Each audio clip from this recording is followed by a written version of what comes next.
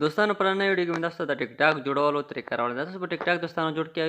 रखलास भाई कई कलम चे इंस्टॉल कर रखलास भाई कई दोस्तों यो पोस्ट लाइक पर कवाई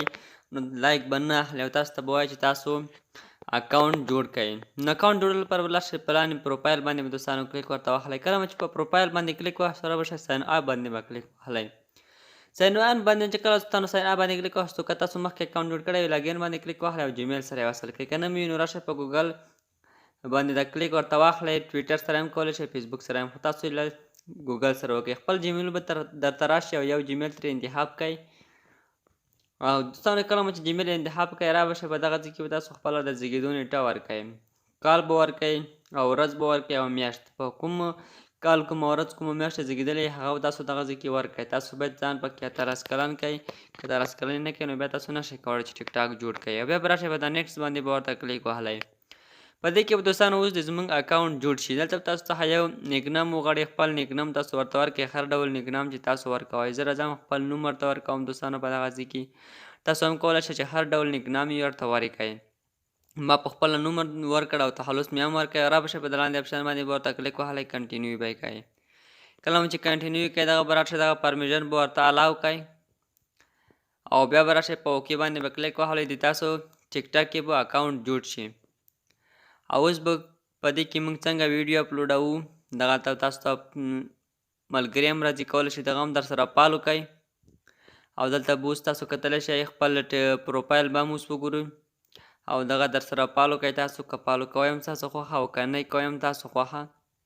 خو زه راځم دغه یو څو فالو کوم دغه نفر او دوستانو بیا به راشئ په دغه لاندې اپشن باندې به کلیک وهلی اوس زموږ ټیک ټاک چې دی هغه جوړ شو پوره توګه جوړ شو کله چې دا پروفایل اپشن باندې کلیک وهلی تاسو کتلی شئ خپل پروفایل او دلته به تاسو اوس راشئ په ایډیټ پروفایل باندې به کلیک ورته واخلئ تاسو د خپل ټیک ټاک نوم هم کتلی شئ او د یوزر نیم هم کتلی شئ او تاسو لینک هم کتلی شئ دغه اډ بایو تاسو لاندې کتلی شئ دغه اډ بایو ګورئ په دغه باندې چې کله کلیک واخلئ په دغه ځای کې که تاسو سټایلیشن بایو ورکوئ هر څه چې ورکوئ ورکولی شئ او که څه لیکل کوئ هم کولی شئ خو زما دغه لیکل ورته وکړل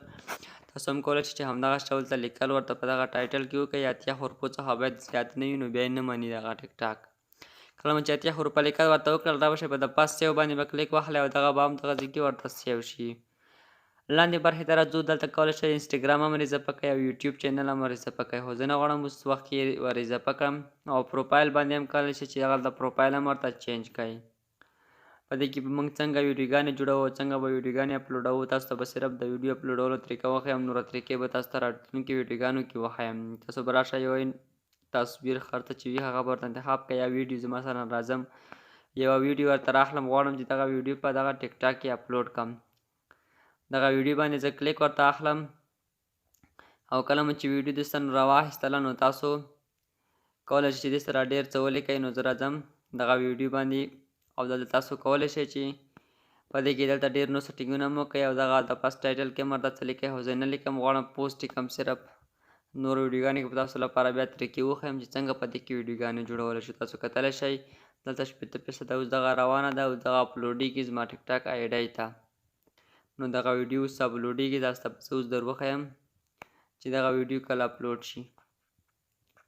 ښه دوستانو تاسو کتلی شئ چې دغه ویډیو د کومه ده دغه اپلوډ شوله اوس په ټیک ټاک کې